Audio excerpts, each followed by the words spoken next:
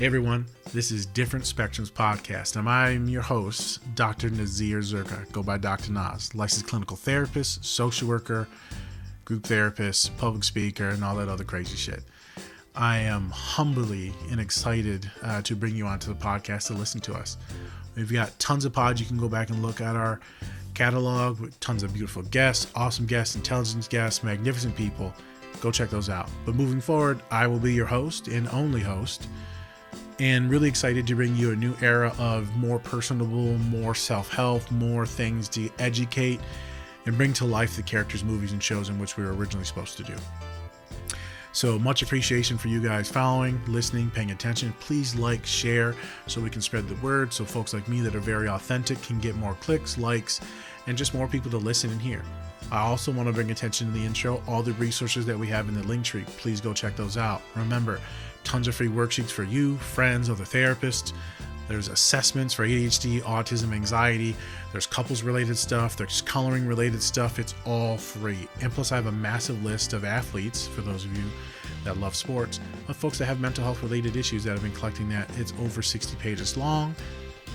And I've been doing it for about 6 or 7 years now. So much appreciation, much love. And thank you for rocking with me. Enjoy the show, enjoy our guest, or just enjoy me running my mouth about whatever we're talking about today. Much love, y'all. And remember to take care of yourselves. And if you don't, we'll get you there. We'll get you there, homie. Peace. Okay. This is going to be the official trigger warning for today's podcast.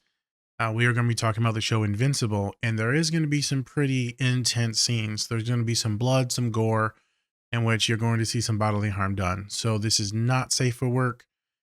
They are not that loud of scenes, but you are going to see two traumatic things where people's bodies are mangled. Again, this is an animated TV show. It's not really that scary, but it is a thing that you're going to see. So this will be not safe for work.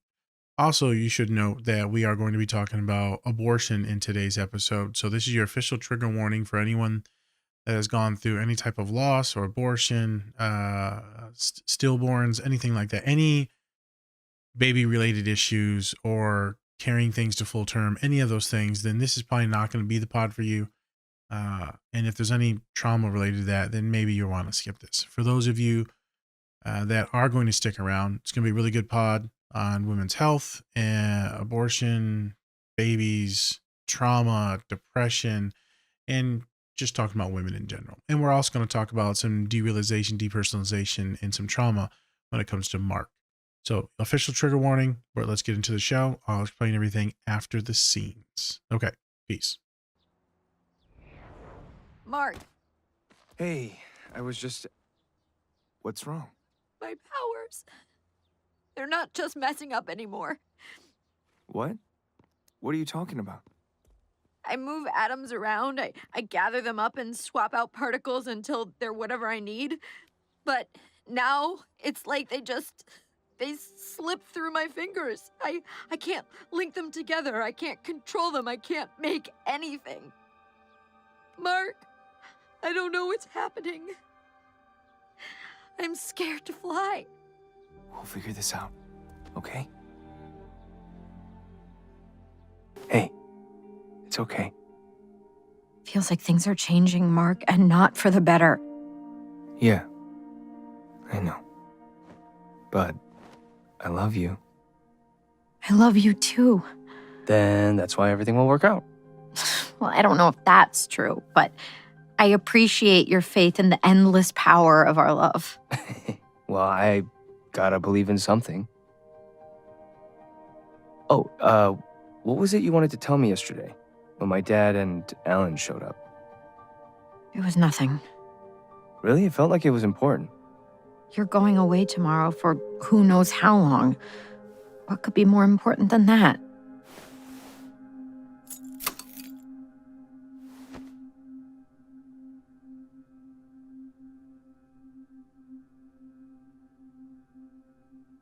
Mark, Yeah, don't die. I won't. Look at me. Do you believe me?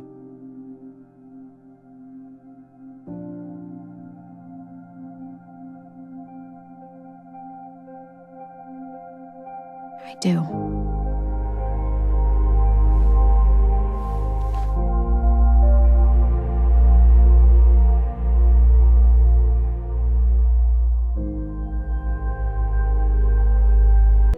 And then my powers came back. They just came back? Yeah. But I'm still nervous about them, so I've been focusing on my classes and taking some upper-level courses. Then my dad threw his back out at work, so I stayed here to help him and my mom around the house.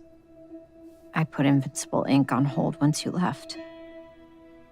And maybe you noticed, but not using my powers, living here, eating with my parents, I haven't had the time to take care of myself much, so... All I noticed was how much I missed you. I missed you too.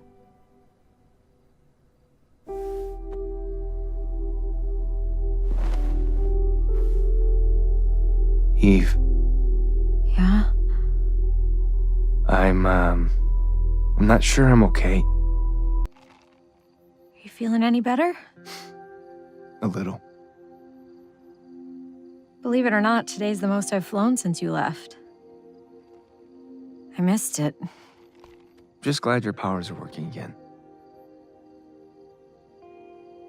Mark, What?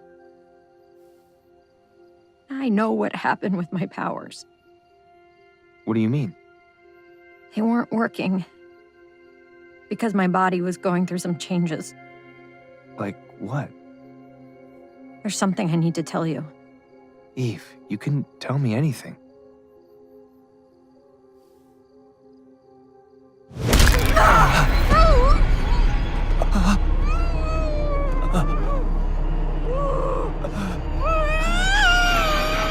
Did you not imagine there would be consequences for everyone you love?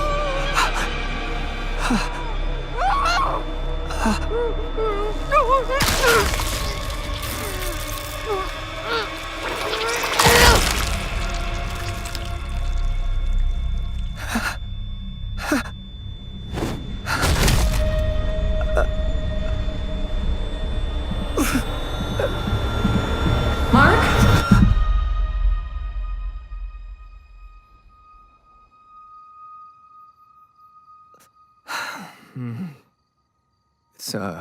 It's okay. Are you sure? What were you gonna say?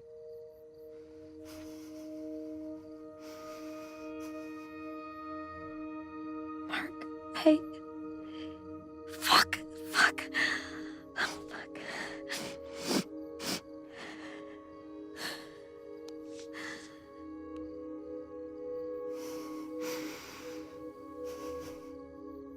I had an abortion.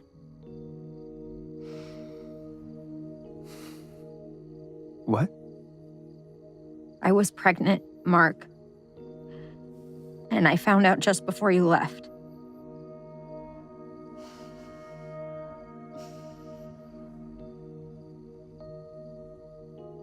I don't... Please, let me.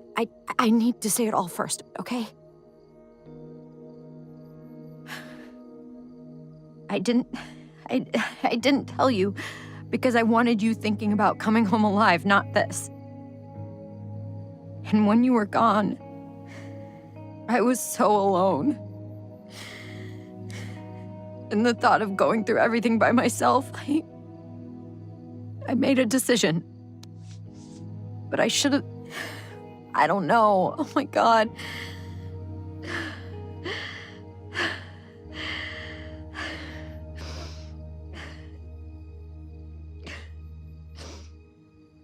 Eve.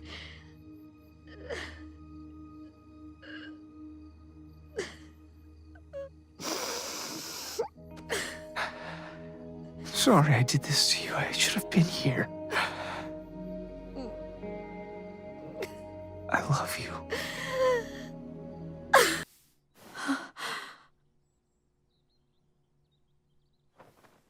Hey. How are you doing? I should be asking you that. Mark. No. Don't try to make me feel okay about this. I got you pregnant, and then I wasn't here for you, and you had to... I got through it. It's okay. It's not fucking okay. I wasn't here. I was just making things worse out there. We didn't beat them, Eve.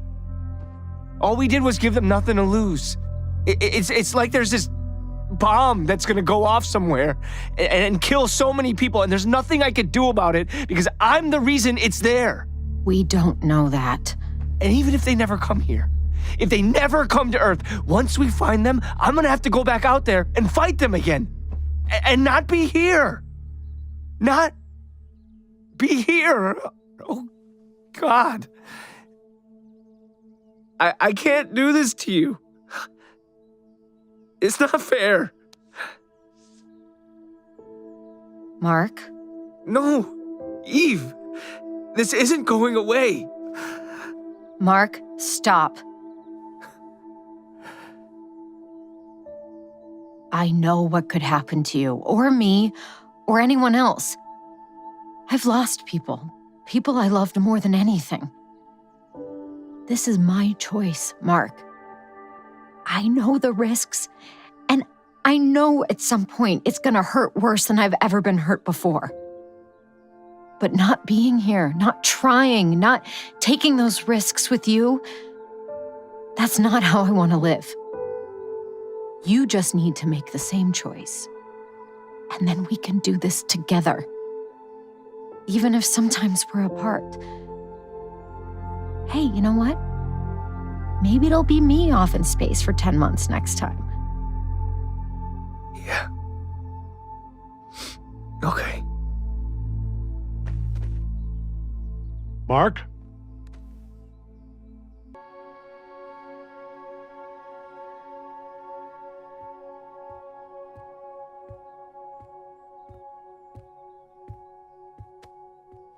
Hey, Hey, just been sitting here? I've lived in this house my entire life. It's never been this quiet. I bet that feels strange. You should go out for a flight. No destination, not looking for trouble, just a flight. It'll help. I don't want to. That's exactly why you should.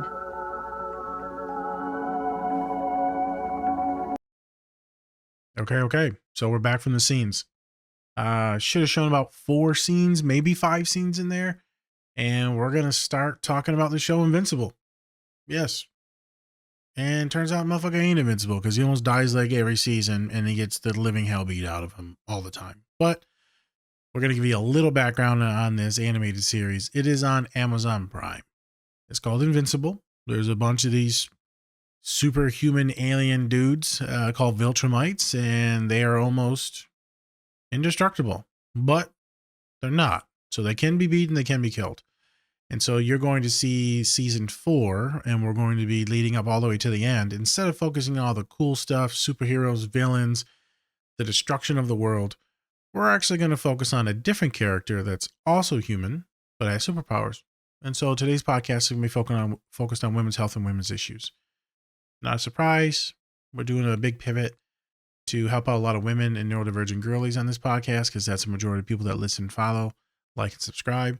And of course, we're going to be talking about men's issues as well, too. It's going to take a little backseat so we can catch back up from a lot of content that we couldn't get to over the past couple of years. So, Adam Eve is her name. She has the super abilities and the powers in which you've seen to like make things. She's got this pink goo. It's pink. Of course it's pink. She's hella feminine. She's gorgeous, blah, blah, blah.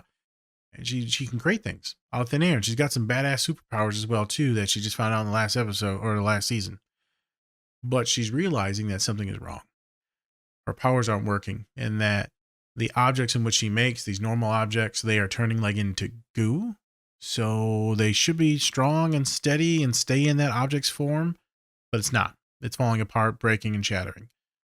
And she doesn't know what's going on, and it's freaking her out.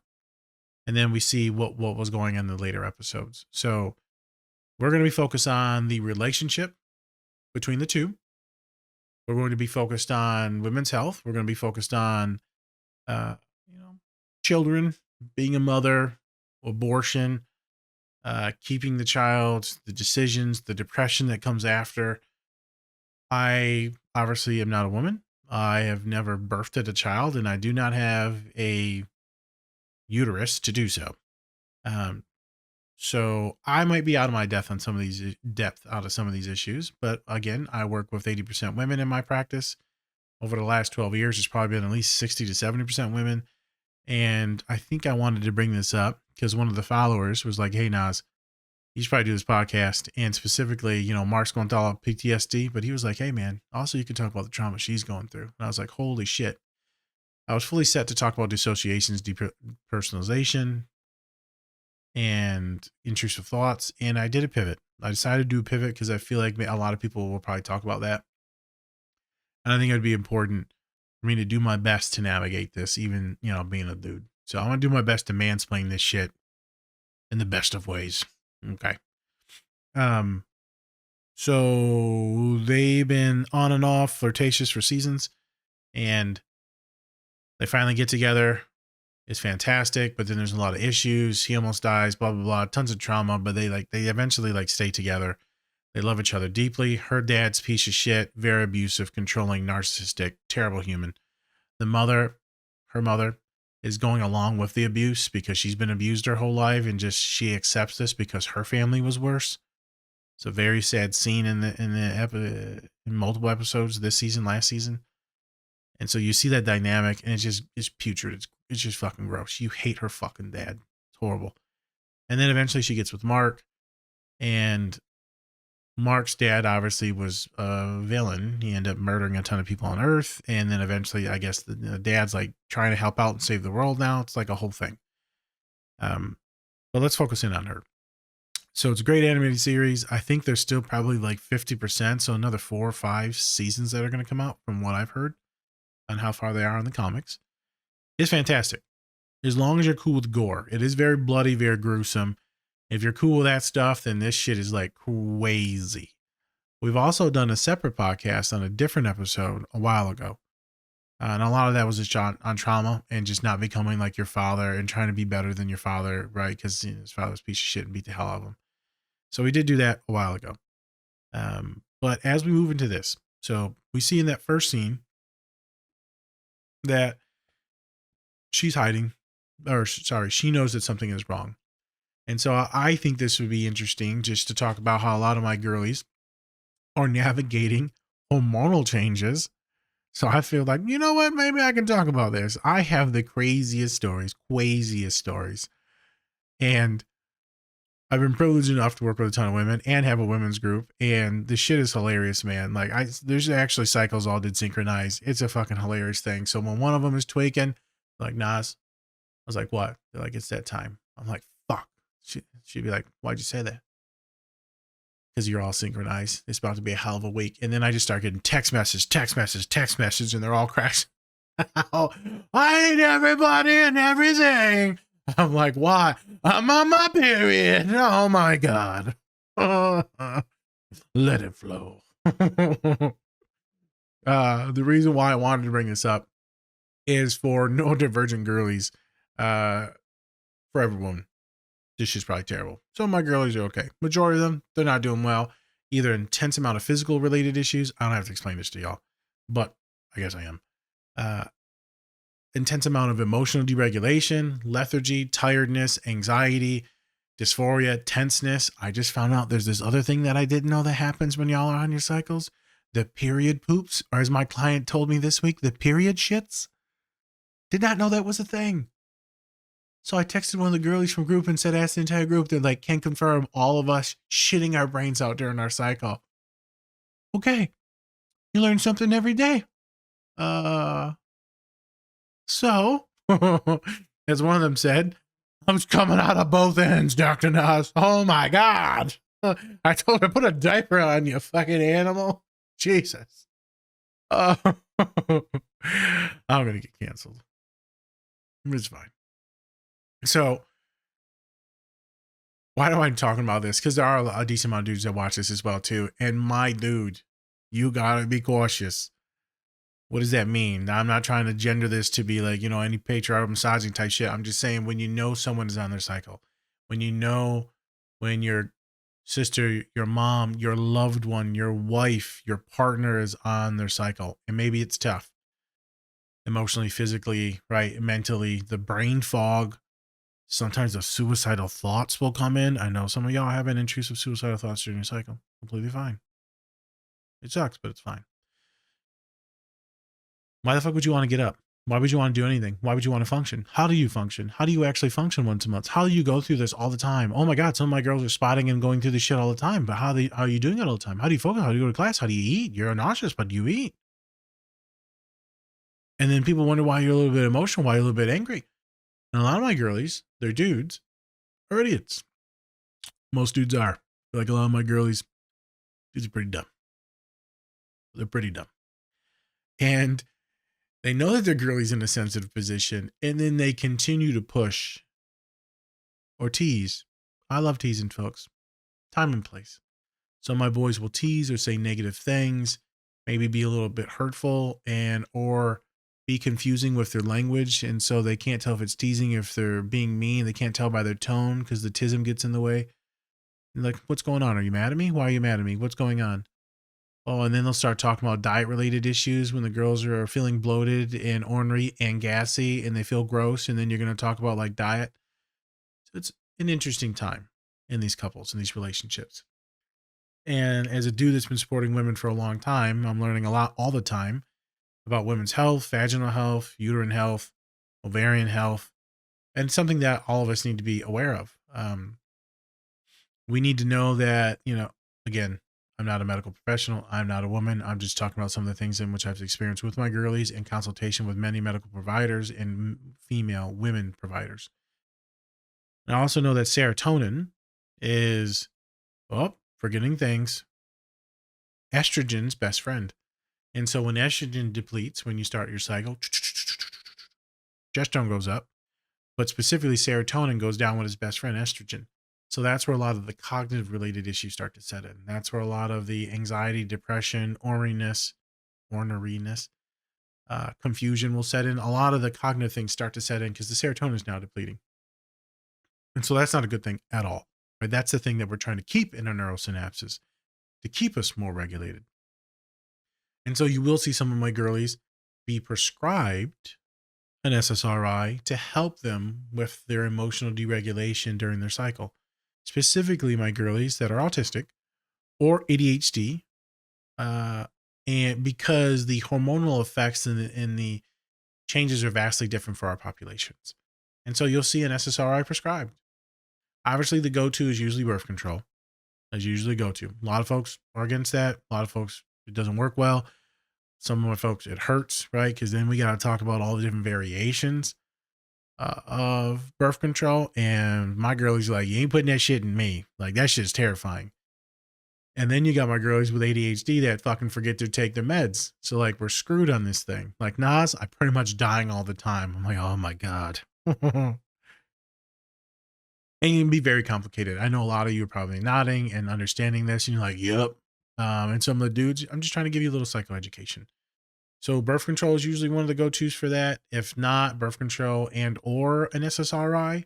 I've seen suicidal thoughts be intense during that period of time. That's kind of punny that I said that. And so that'll be supplemented. So it depends. Some of my girlies, even on a birth control, will have intense periods or intense physical pain, intense cognitive pain. And so that's when we start going on birth control where there is no period at all. So it's either once every 3 months or just once a year period or just not at all. You need to talk to your primary care physician. If not, you talk to your OBGYN, your gynecologist, and you make sure you do your thing and talk to someone and you advocate for yourself. I have a lot of neurodivergent ADHD women that they come to me and they're like, bing, bing, bing, bing, boom. I'm like, I don't think that's normal. They're like, what do you mean? I was like, I don't think you're supposed to be acting like this during your cycle. I don't think you're supposed to turn into like a little gremlin. I'm like, what do you mean? And I'm like, I don't think you're supposed to feel this bad physically and emotionally. What do you mean? I'm like, I'm pretty sure this is, what do you mean?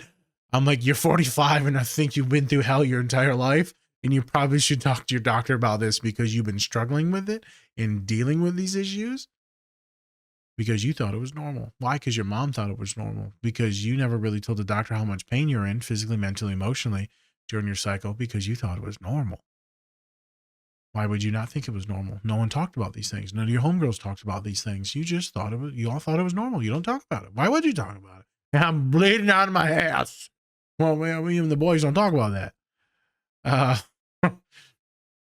So please, those of you that are having any issues with hormonal fluctuations and anything around menstruation, then please talk to your doctor about it and make sure that if you are in an intense amount of physical pain, it doesn't matter if even a little pain, talk to your doctor. Make sure you know where your baseline is. And there is medications that you can take that's different than over-the-counter things. So be focused on that. And why do I bring this up? Again, Eve was doing very good at talking about the emotional and cognitive effects and physical effects of her hormones fluctuating because she was pregnant. So during that pregnancy, her body's doing a bazillion things. God bless women. That is the same thing that's happening once a month to a lot of you. And so you need to be very cognizant of what's going on with your body. And if you want to, you can track your cycle. For those of you that have more issues, like many of my women, 80% of autoimmune disorders are women. And I get a lot of my girlies with some physical issues. So it could be many different things. One of the big issues is PCOS with my girls. It affects a lot of them. It can destroy their bodies. It can destroy their hormones. It can cause them to gain a ton of weight. It can cause them not to eat. It can literally kill them. I've had someone have a 2 liter of Coke taken off of their ovary and they almost died. They were also told that they need to have a baby now or you're probably never going to have one. They did have one. Everything was fine. But then the cyst came back because they got off their birth control. And so that was another horrible surgery. So a lot can happen during this period of time. Very good description of what was going on there, even though she's having a baby. I wanted to talk about women's health when it comes to that because a lot of my girlies are dealing with PCOS and it's crazy and it's emotional and it's terrifying and folks' hair is falling out, beards are growing in, weight gain. It can be horrific for a lot of my girlies and it can cause a lot of ovarian issues and it's terrifying. So hormonally can really fuck you up too. You got to get a really good doctor that you can talk to that's very patient, that will work with you, a therapist that does their best to fully understand and is comfortable like me to talk about all the things. You want to talk about your period shits, girl? Let's go. Let's put some gloves on and get in it. Oh, poop time. Yum, yum. I'm sorry. Yeah, I'm weird. So I'm completely fine having those conversations. Been having that shit for years. Funny. My goal is to make sure that you're healthy. So again, digestive health, physical health, cognitive health, it's all part of it. The socioeconomic status that you're in, the gender that you are, the ethnicity that you are, it all plays into your health, your well-being. So this is part of it. That's why I wanted to show this episode and focus on her. We're going to move forward now. So then we get into the next scene. I'm going to cut that next scene a little bit short. So you're going to see a shorter version where she's just laying in the bed and she's like, yeah, man, everything's fine. And he's going off to fight this war. Everything's fine. But she knows that she's pregnant. And she's not telling him. And he's like, hey, what'd you want to talk about? She's like, nothing. I'm just get home safe. Don't die out there. Now we're talking about a lot of fear that my girlies have in which, sorry, I'm going to hold some stuff. I need to fidget with something. In which my girlies have a lot of intrusive thoughts around this and terrifying thoughts about, oh my God, what if I'm pregnant? And this is different than hers, but I'm going to bring up stories. What if I'm pregnant? But I'm not pregnant. But I can't be pregnant. But maybe I'm pregnant. But I'm on birth control. But everything's fine. But I feel weird. But we had sex unprotected. But then I'm on birth control, so there's contraception. But then the rubber broke, or we didn't use one because we wanted to feel the better sensation. But everything's weird, and I don't know what to do. And we're probably going to be pregnant, and then everything's going to be fucked up. Then I'm probably going to be homeless. Then my parents are going to do something. Then I'm going to raise a kid, or I have to have an abortion. Then I'm going to be really sad. Then I'm going to get fat. Oh my God, what am I going to do? I want to die. That was a lot. So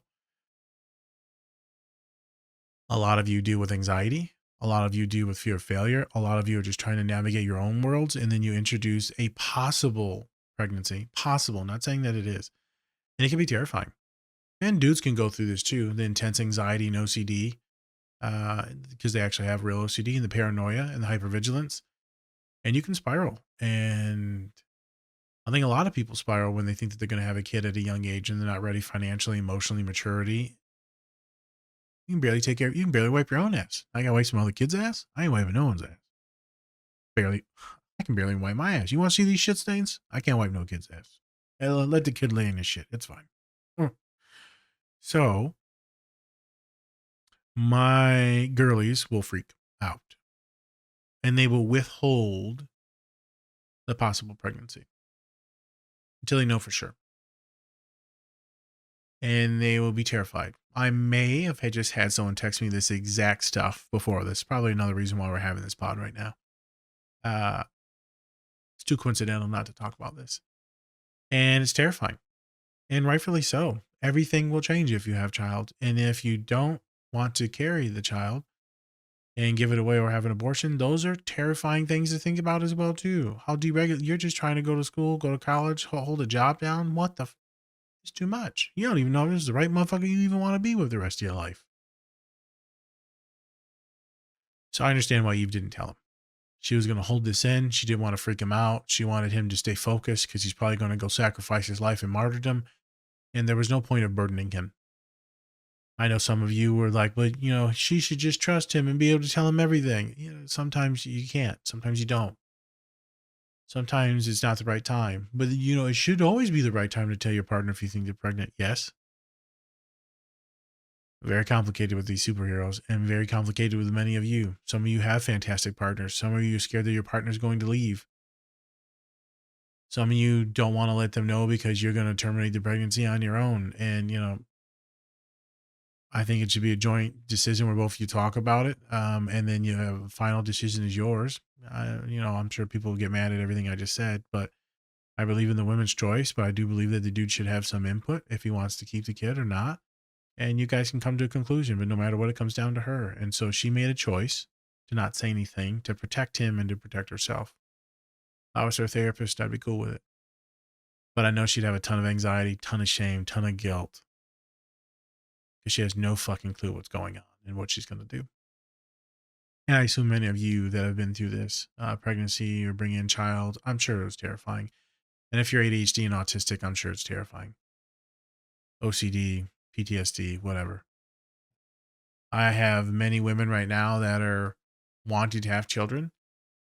And they got, autism and ADHD and other things and, fucked up families. And they're terrified because they don't want to be a shit mom. And they're terrified that they'll be too overstimulated. They're terrified that they're not going to be a good mom because they don't have the emotional regulation to handle it, that they're not financially ready to handle it. And these are grown-ass, badass women, awesome women, lovely women. And they're worried that they can't do it, but they're also worried about their partner can't handle it.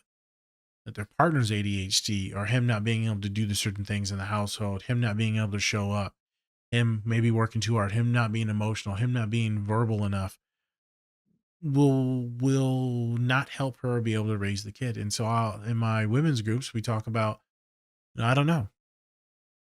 I don't know if this motherfucker's going to be able to show up. I'm bringing in a kid with him. Love him. Love him. His ass pisses me off too, though. I want to murder that motherfucker. I don't even like that motherfucker at the time. I'm supposed to have he's supposed to put a baby in me? He put no goddamn baby in me. I'll put a baby in you, bitch. Now what? And so a lot of my girls would tell me that. And we've talked about the fears and anxieties about how you're going to navigate that world.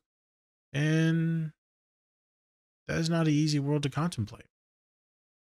A lot of my girlies have body-related issues because of the perfectionism. And they all feel gross. And they all feel bloated. And they all feel fat. Again, I mentioned, they're all awesome, magnificent, gorgeous women.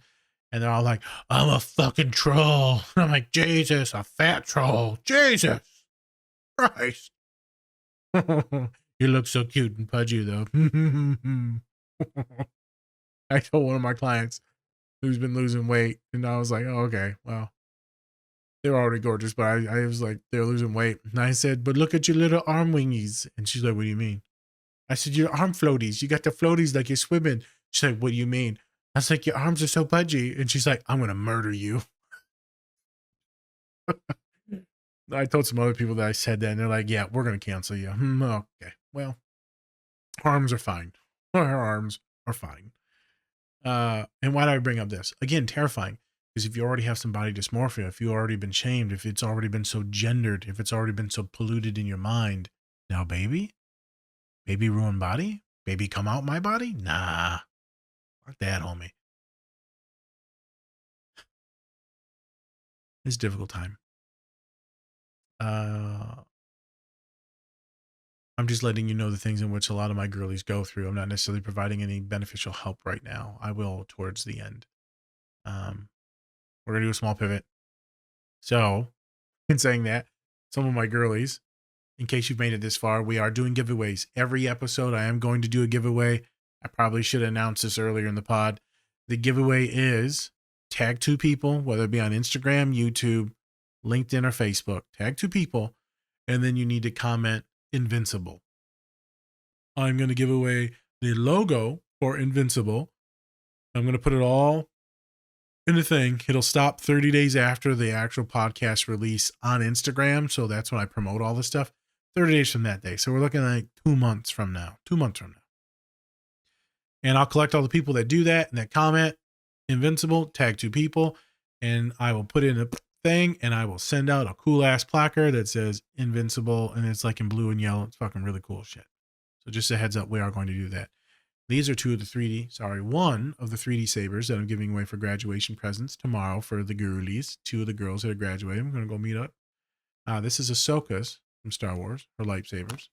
And also I printed a second Darth Maul lightsaber, which you've seen on last week's podcast. This one is pink though, because her favorite color is pink. So it breaks into 2. Darth Maul saber. Bingo. There it is. So remember, comment on that for me if you can. For those of you that watch along on Instagram, this is the ring from Lord of the Rings. This is not a butt plug. This is, as my client said the other day, that's a butt plug from Instagram. But this is not a butt plug, but it could be. It could be. And this is Sauron's helmet. So again, we're going to continue to 3D print things and give them away. That's for a PhD kid's graduation. So as we get into the next scene, fast forward 10 months go by. Baby girl done gained some weight. You're a little thick one now. You're real thick, you know. See, I like them thick, you know. Not depressing thick, though. So that's kind of actually sad. I should shut up now. So she's gained some weight. And you see that I cut out the scene where they're starting to kiss and all that stuff because it was not needed. But so he gets to see her. They get to have sex, blah, blah, blah. It's fantastic. They're just laying in the bed together. And she's like, I'm sorry. He's like, what? I just, things have been hard and I just gained some weight recently. And I don't know. I just haven't been doing a lot. You've been gone. I haven't been taking any of the jobs, like superhero jobs. I just been too depressed. And he's like, girl, don't worry about it. Like, I don't give a fuck about that shit. I love you. Fantastic to say as a dude. I love you. Don't worry about the weight. And obviously she's like super insecure about it. What we don't know is that, she's battling deep depression. And what we don't know is that she had an abortion, because immediately you're like, oh, where's baby? Should be baby. And then you're like, oh, maybe the body weight is from the pregnancy. And you're like, oh, no, she's depressed. So she's in the house and she's a little agoraphobic to go outside, doesn't want to do much. And it makes sense. Your partner's been gone for 10 months. Your hormones have changed. The child is now gone. You have to live with that choice and that decision, specifically because you also made that choice and decision on your own. You're terrified on what your partner's going to think and feel. You already feel terrible as a fucking person. A lot of my girlies have thought after this happens, or, something has gone wrong with a miscarriage, is maybe that's the only one that I'll ever be able to have. That's terrifying. And she talks to her friend before she makes those choices, and you can tell that she's just not ready. It's just too much. And so they're in the bed, and she was going to tell him, but she decided not to. She just talked about just her feeling bad about her body. And that all makes sense. We go into the next scene. This is where they're sitting on what the fuck is that called? It's called a roof. A roof. A roof or a roof? It's called a roof. I'm on the roof. And he's like, hey girl, what were you going to say to me earlier? She's very avoidant with things, right? She doesn't know the time. It's very emotional. It's hard to talk. And she's like, well, I was going to tell you about, and then you see him have a PTSD moment. So it immediately gets triggered where he sees Thrag, this dude that was murdering everyone, and he picks her up, choked her, and like squishes her head, pops her out. She dies. You see the panic attack. He has like 3 or 4 of them in the last like 2 episodes. You see him breathing and he's freaking out. I got goosebumps doing that. And then, right, he just saw his partner die in front of his eyes. He can't tell what's reality, what's not reality. He just had this gruesome, intrusive thought, and you see him frozen. He's invincible, though. Mark is invincible. But he's frozen, stuck in time. Why do I make a point out of this? Because those of us that go through traumatic moments or in fight or flight, so many of us will freeze. I would say I don't have any statistics. I feel like majority of the people I know freeze. Even my badasses, even my thugs freeze. And a lot of strong women freeze. Because your body's doing a million different things and it's sending blood to other places and you can't think and you can't process and you don't know what's going on and you freeze. I'm not going to fully get into this topic, but Nas, I should have did more. Nas, I can't believe I didn't do anything. Can't believe I didn't fight. Can't believe I didn't run. Can't believe I didn't scream. Can't believe I didn't do anything. It's not your fault. Your brain goes kaput because it's too much data, too much emotion, too much hap. It's not your fault. Never your fault. So you see Mark go into that and he freezes and he's just breathing and breathing and breathing. It's actually very scary, very sad. And then she goes to support him, even though she was about to emotionally dump on what just happened. Then she has to go support his ass, which is wild. And so you see women always supporting and showing the fuck up. And then he's like, okay, what happened? And then they talk about the abortion. And she's bawling her eyes out. And then you see him do a weird twinge with his face. You're like, oh, fuck, he's going to be mad. And then he starts crying as well and like comforting her and consoling her. He's like, I should have been here. Now you see the self-hatred. I should have been here. Now you see the guilt. Now you see the shame in both of them. Immediately, both of them. The pain, the trauma. It's one of the most traumatic things that he or she will ever face. In a normal life. Since they're like superhumans, they face a lot of traumatic shit. Why did I bring this up? Why is some random ass bald dude talking about this shit? Well, obviously, I told you I work with a lot of women. And the hormonal issues and the shame and guilt of that will probably destabilize the strongest person. The self-hatred. The guilt. What did I do? Why did I do this? Why did this have to happen? Why am I so unlucky? I'm sure she would love to have a child with him. But she couldn't at an appropriate time. And why am I bringing this up? Not to fully dissect the characters, but stories. I have clients that want children no matter, they've always wanted children. And they would make wonderful mothers. Fantastic mothers. I don't feel like crying. But they're not able to. And we have to sit with those stories, and there's nothing I can say. Nothing I can say will change that. Because of their body is not doing what it should, because of the autoimmune related issues or the PCOS or the hysterectomy that had to take place or the ovarian failure that has taken place at young ages. And it's unfair. And it was just recently Mother's Day. So I've fantastic day for a lot of folks. Very sad day, Mother's Day for a lot of people. A lot of good moms were lost. And so they're not here right now to celebrate with my girlies. They don't have the role model. They don't have the person. Even if they were toxic, they don't have the person anymore, their mother. It's missing. Something is missing. It's a sad day for a lot of folks that have had traumatic families and traumatic mothers, abusive mothers, neglectful mothers, hateful mothers, controlling mothers. Incessant belittling, badgering, perfectionistic mothers. And it's a weird time. because you're supposed to be thankful and celebrate, but then you can't celebrate. And then you have to live with, you know, that your mother will never be the person that you needed them to be. And it's sad. And I'm not even sad about my mom right now because she was a thing that many of you know. Something else. I'm sad for my girlies. And I keep trying to tell them it's okay. The expectation that their parents will finally show the fuck up for them is hurting my girls. That they will finally be the woman that they need, the mother that they needed, the role model, the protector that they needed. That searching for that positive thing, right? It always ends up negative and always ends up snake eyes, is destroying them even more so. If they were just to accept that their parent will never be the person that they need them to be. And some of them we finally get to acceptance. It takes a while. It takes a while to break that thing of always wanting to make your family member, your parent, your mother proud, happy. You want to be the obedient child, the awesome child, the golden child. You want those things. It's just innate in many of us. And then you realize you just can't do it.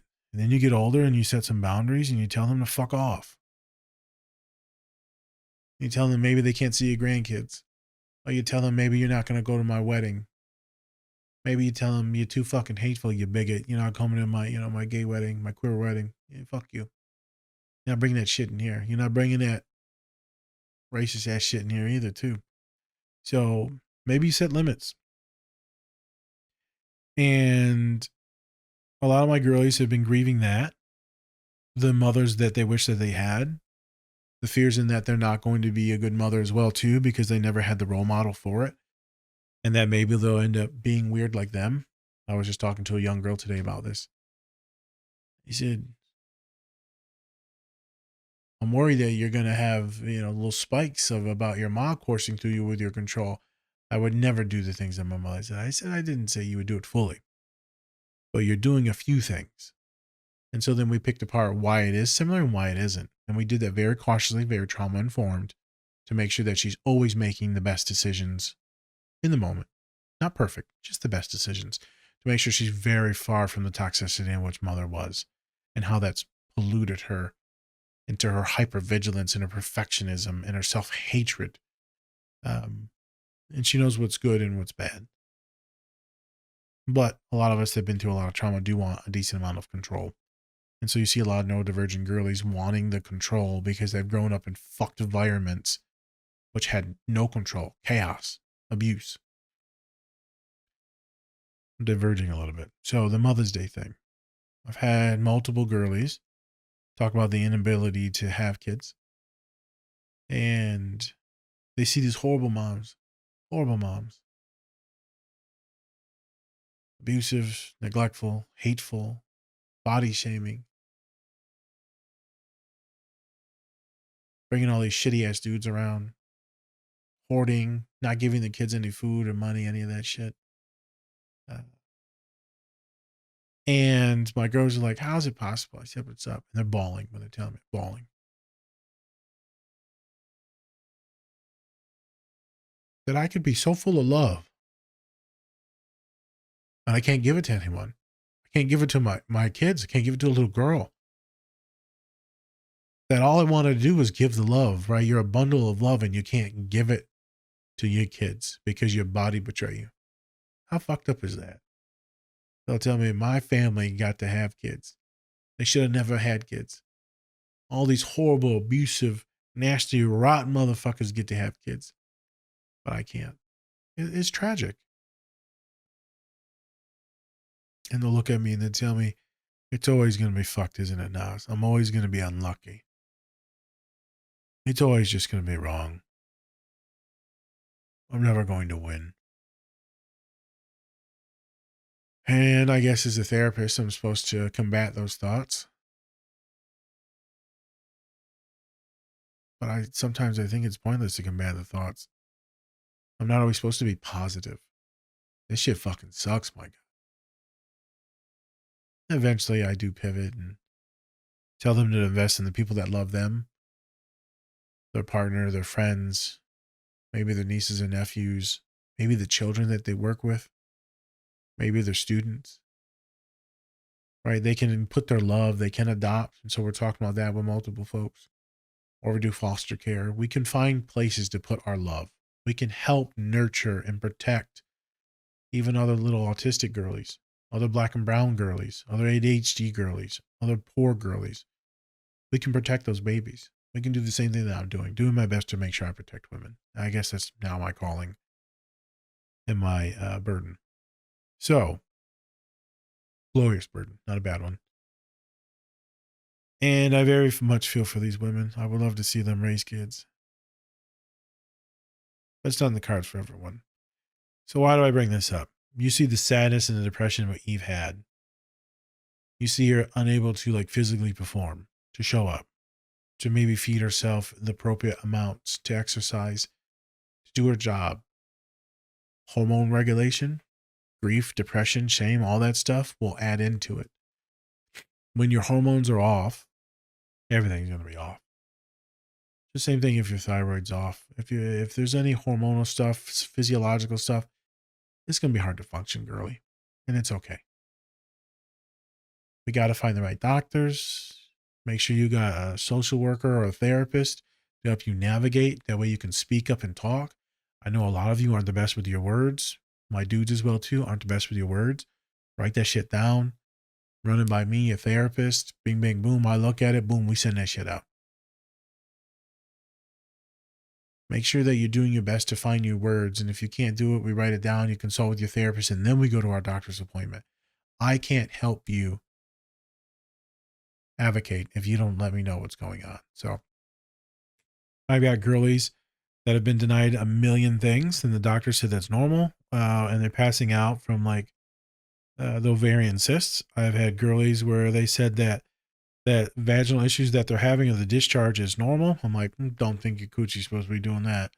I've had girlies where they've had very painful sex and we have to talk about those issues. And then we end up finding out that their doctor said that was normal. And I'm like, girl, I don't think you're supposed to be bleeding every time. I don't think you're supposed to be crying during sex. I've had folks where they freak out because they don't enjoy any of the physical activity, sexual activity that they do, and they never have climax, and there's issues with that, and we have to talk about those things. Why? Because they can't do it with their mom, their dad, they can't do it with their homegirls, and their doctor says everything is fine, so we need to figure out what the fuck is going on. Because if my girlies are on medication that is numbing them out, then maybe we need to stop that. Maybe they've been over-medicated for too long, and we need to advocate and find the appropriate cocktail of meds, the Chex Mix, I like to call it, to where they can get some genital stimulation. Everyone has the right to have that if they want that, and if their body's able to do that. And this is part of working with your therapist isn't fucking scared to talk about these things. I'm sure people will maybe call me idiot, a loser, a dude. What the fuck will I know? I mean, I've been Googling shit left and right, YouTube and shit left and right. At this point in time, Hulu ads thinks I'm a girl. They keep sending me fucking tampon ads and birth control ads. At this moment in time, I think I'm fucking bleeding. But that could just be my hemorrhoid. I've been pushing pretty hard the last few days. So, thought you should know that. Man, it's the butt plug. My God. Fucking stupid, bro. So, again, I wanted to talk about these things because I work with so many women. I'm running these groups. And I know that these things affect you guys. I know that the physical health, I know that the intrusive thoughts when it comes to sex, partners, romance, children. Oh my God, I'm pregnant. It's all terrifying. And in saying that, here's a funny thing. One of my some bitch clients, I don't think I've told you guys this. It was April Fool's Day. Fuck do I don't even know what fucking month, year it is. Fucking, I don't know what continent we're on. And we're talking about how they don't want to have a child yet. Well, me and her agreed upon that we would wait on said child for probably a year. And that she was freaking out about her and her partner, blah, blah, blah. And right, I mean, I'm just doing my shit and I see a text that's like a pregnancy thing that says it's positive. I'm like, holy shit. And I didn't have time to talk about it. So I put a reaction to it, an emoji. I always thumb them up, right? But this one, I put like, I put a wow face. Wow. Like, you okay? I went back to it and it was a laughing emoji face. It's like, oh my God, I'm so sorry. I typed them out like some messages. How are you doing? Do we need to talk? She's like, hey, April Fool's, bitch. I'm like, you gotta be shitting me. I just had a fucking heart attack. Hope you die. I'm joking. I was shocked. I was very shocked. She had a lot of fun. She laughed at it. I'm like, good for her. Good for her. She got one on me. I tease her a lot. It's fine. Don't fucking never April Fool's your therapist. Don't do it. Don't do it. There's no point to do it. We already got too much shit going on. Don't fucking do it. Don't do it. It's just like calling 911 and April Fool's and them. Don't fucking do that. It's terrible. We got too much shit going on. Like, bitch, I think you're being for real. Like, you chopped your hand off. Holy shit. I feel like this is for real. April Fool's. Don't do that shit. Okay. Funny story. I hate her. But as we move forward, we see him now talking to her once again about not being okay. He brought it up in a previous scene where he's like, I'm not okay. I think I forgot to record it, but I'll shove it in there.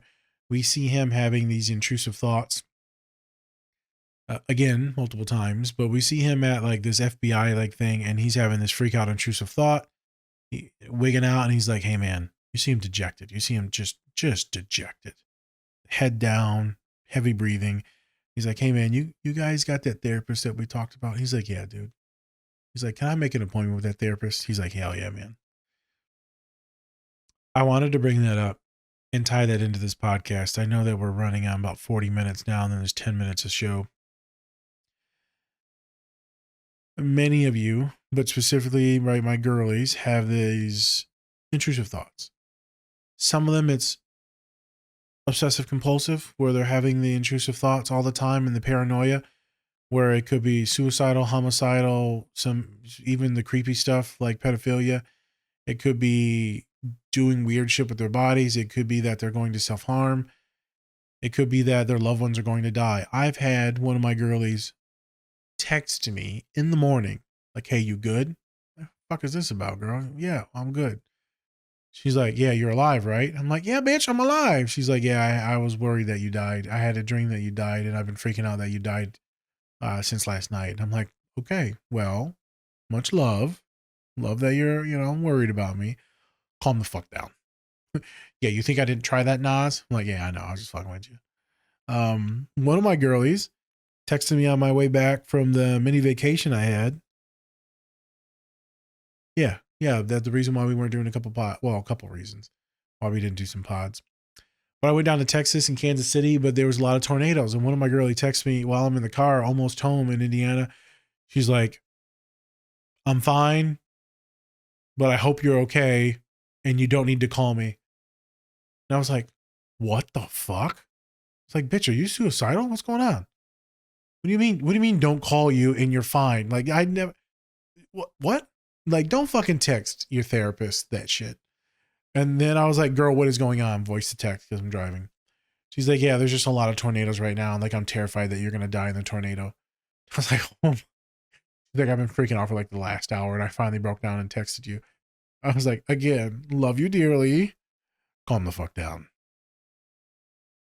Don't you think I tried? Oh my God. Calm down, you tweaker. Why'd I bring this up? Because I have girlies that have intrusive thoughts about driving and crashing, driving and dying, driving and hitting deer, their family driving and hurting themselves, them falling in the house, them being hurt by others and perpetrators that come into the house, them thinking that their boyfriend's going to cheat on them actually visually seeing it, feeling it, imagining it. They can see the things. It's grotesque. And so why do I bring this up? Because you see Mark have those intrusive thoughts where he's seeing it. He's seeing his girlfriend, wife one day, almost baby mama, be crushed right in front of him. He can feel it. It's real. You see it in the last scene where the Thrag guy is there and he's freaking out and he's breathing again, but he's real this time. Earlier, you see the destruction of the entire city. It looks like New York. And it feels real and he thinks it's happening, right? He is losing his mind, dissociating, depersonalization, derealization. The intrusive paranoid thoughts are kicking in. He's reliving a ton of trauma and he can't shake it. Can't shake it. He can't shake it. And now it's just repeating and repeating and repeating.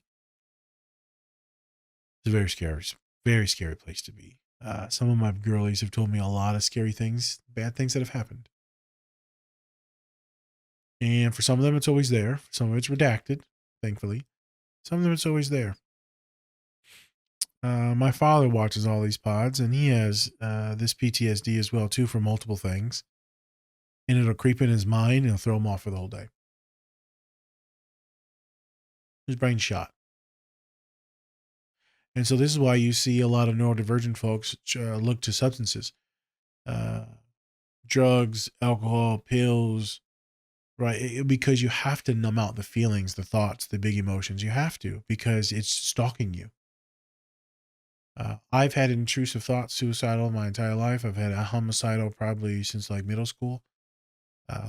They've gone now. But today something interesting happened. I thought my father was going to tweak about something. But he stayed actually pretty calm. It was me that was enraged. And I can feel this demon come out of me to protect someone. And I smile because I enjoy that demon. But it always goes to like a weird place, which I shouldn't let it. And then I backed off the gas and then breathe and then calm the fuck down. Because the boogeyman doesn't need to come out of his closet. There's no need for him to be present. So, why am I bringing this up? Those intrusive thoughts are terrifying. And for those of you that are having hormonal fluctuations and intrusive thoughts, terrifying. SSRIs can be fantastic for that.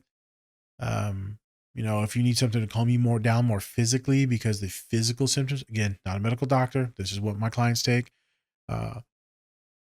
Buspar is pretty good for that. Clonidine is pretty good for that. If you're having a lot of intense intrusive thoughts, that's when we start adding like antipsychotics or mood stabilizers. I've seen my clients take things like Abilify.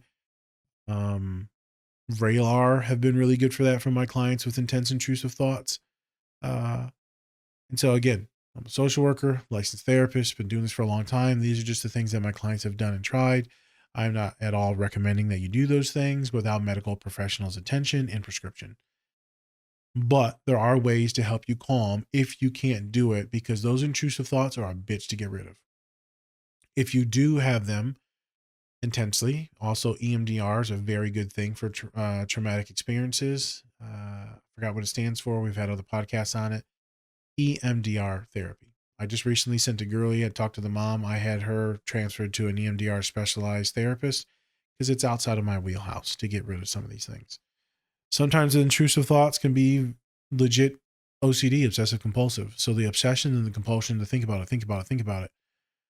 And that's when we start doing OCD treatment. And that's when I usually refer to people with that specialization or the no CD. So it's nocd.com. And my clients have all reported it's fantastic. I don't know. I'm sure some of you heard bad shit about it. I've had probably 10 clients use it. It's been fantastic. They usually meet twice a week for 8 to 10 weeks. Concurrently while working with me once a week. It's been great. Been very great. And I've loved sending my clients to that. And they've got a lot of help with exposure therapy and just working through the negative thoughts, working through the intrusive thoughts, and desensitization to a lot of those thoughts. It's been fantastic.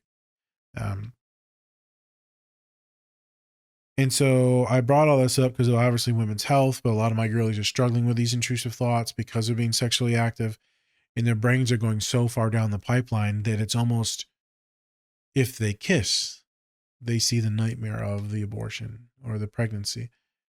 If they have sex and it's protected, they still freak out until the end of the month. They freak out no matter what, even though they know everything's fine. One of my girlies just texted me, said, "Hey man, I'm tweaking the fuck out. I'm late. And I know I'm crashing out, but then again, I could just be crashing out because I'm about to have my cycle and I just don't know what to do." And I'm like, "Girl, we'll talk in the morning." And I'm like, "Okay." Some of you will miss your cycles as well too because of stress or anxiety. and you'll go into amenorrhea because you're either not eating enough or you're so stressed that your body's conserving the energy and you're not going to have it for that month. And that can happen for multiple months. If you're not having your cycle and you're not on any medication that's stopping it, please, please, please, please, please go talk to a doctor. Please. Something is wrong. And I don't want you to wait until we find out something else. I've had girlies that won't have their cycle for a long time and they won't say anything to anyone. I think it's fine. Shit, they don't have their cycle. It's fantastic. No, this is not fantastic. If it's not because of medically induced, you're not having it, something is wrong. And cognitively, you could be getting really messed up, and there could be something so bad that we got to get those beans checked out, those ovaries checked out, and everything else. So, again, today I wanted to be a pod on a lot of different things. There's some trauma. I'm sure there's a whole list of shit I did not get to. And the dissociations, I didn't get to a lot of help in those things. I'm going to do a small pivot and try to do that. I just wanted to let know a lot of the women that listen to us. I know a lot of you struggle with a lot of things, and I think it'd be best for you to identify and know, obviously you know that the cycle's coming, but then communicate to your partner and friends like, hey, I'm going to need you to lock the fuck in and be a little bit more sensitive, be a little bit more kind, be a little bit more patient. I don't need you to fucking wait on me hand and foot, but it would be really nice if you'd show the fuck up. At least don't push me over the edge. At least when you know I need you and I already feel gross, don't abandon me at night. Don't have an argument with me and then tell me to fuck off. What are you doing? I'm already fucking tweaking. I already feel worthless and kind of want to die. And then you're going to have an argument with me and then tell me to don't do that. That is so wrong and just immoral, unmoral, unethical. I don't know. Just fucking your morals are fucked if you're doing that to your partner that's having her menstruation and other issues. And then again, if it's lasting way too long, we need to get medical care. So I would advise my boys to talk to your girls, to be more communicative, to be more supportive, and be more patient. And then you'll get your due afterwards as well too, right? I mean, you'll get your support when you need it. And ask questions and support them in whatever affirming way that they want it. Because you're going to cause yourself a lot less issues if you actually just communicate and show up in those, few days to a week. Also, my girlies, if you want to track your cycle, then maybe do it. I know our body's introspection is kind of bad, so maybe we would know that. We can track it by using different smart watches, smart rings, or you can just get a calendar if you want to. Also, if you're tweaking out about pregnancy and all that stuff, you can track your ovulation and make sure that you're staying on top of that. And so you're having sex outside of those windows, so that way you're not having the intense ruminations and intrusive thoughts. And that way you're not stopping doing something that you really enjoy because you're tweaking out about it. Just things to think about. When it comes to my girlies dealing with the grief of not being able to have kids,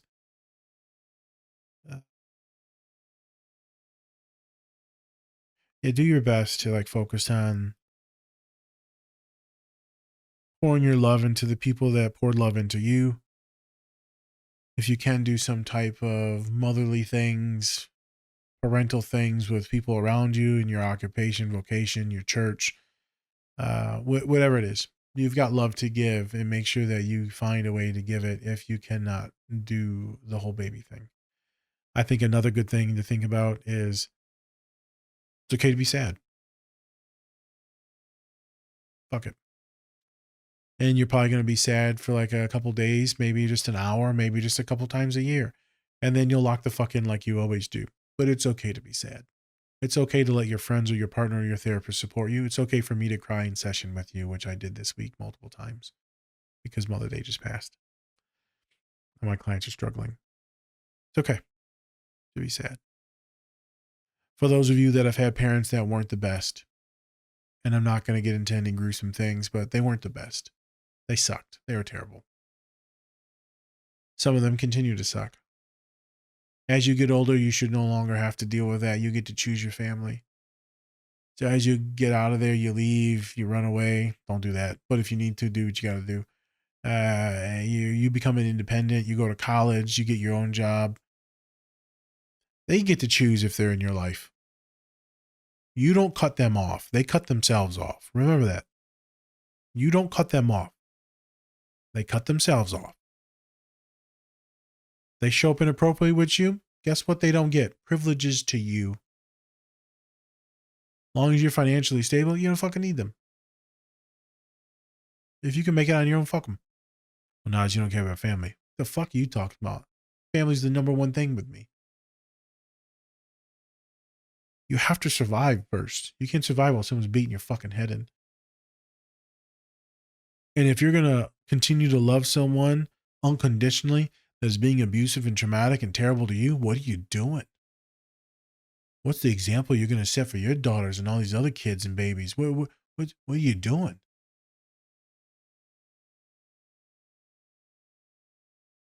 Lock the fuck in. Or find someone to help you lock in. Because you deserve better. We all do. I did the same thing with my mother, and I don't regret it. I don't regret it. So, accept them for who they are. You'll be less hurt. I'm not telling you to not care. Accept them for who they are. Know that they'll only be able to provide certain things in your life. And there'll be sad moments, but then you'll also know that's just the best that they can do. And the best that they can do is only probably 10% of what you actually need.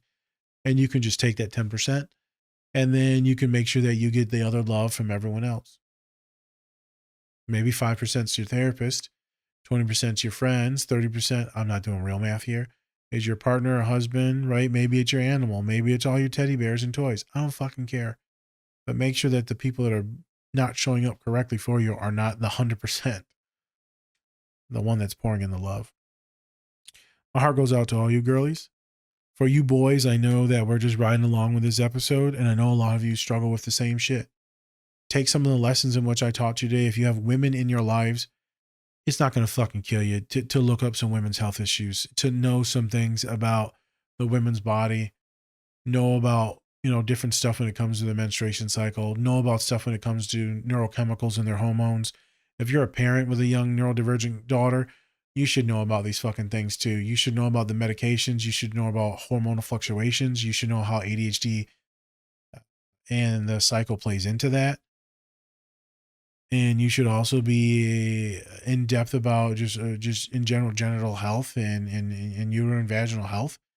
And those are things that you should get checkups on and advocate for yourself.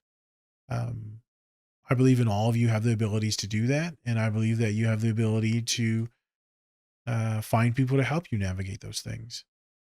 To all my moms out there that are listening, I'm not super religious, but God bless you guys.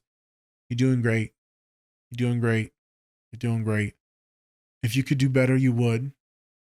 And so you're doing the best that you can with the resources, the intelligence, the finances, the loved ones that you haven't. You're doing the best that you can. I could be doing better. If you could be doing better, you probably would. And you've got time to do better. You can start doing better today. You can start making small changes today. I would start by telling people that fucking suck to fuck off. Not that easy. Yeah, it is. Feels really good. Feels really good when you lose 150 pounds, 200 pounds of dead fucking weight. Feels really good. I lost close to 300 pounds of dead weight on this podcast. I feel fucking fantastic. Oh, plus I lost 50 pounds. So 350 pounds. Lost it like that. Piece of shit. So, take care of yourselves. Love yourselves. Continue to do what you need physically, hormonally, exercise, diet-wise. With the privileges that you have, use those. If not, find others. Invest in people that love you. Be cautious and careful and patient with yourself if you're struggling with your intrusive thoughts. If you want to, write them down. You can write them down. It's not going to be scary if you write them down. Be cautious though. But write them down, and then you can combat those intrusive thoughts. You can lean into some exposure therapy. You can get the medications, which I talked about. You can find companies that are specialized in OCD, or the one, like I said, the NoCD.com. I'm not an advocate. I was paid or sponsored by them. I just know they've worked fantastic for my clients. There's a lot of things you can do to help yourselves.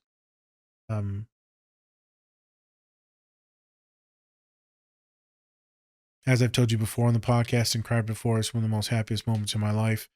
And my girlies are winning and winning and winning. And one girl comes to my office this week and she goes, "Everything's fucked and I'm ready to cry." from the story you told me, I feel like you did fantastic. This is one of the best weeks you've ever had. Like, what the fuck? Fuck you. I'm like, this is a good ass week. Look at this. You handle this like a fucking G. You didn't deregulate. You didn't freak out. You didn't dissociate.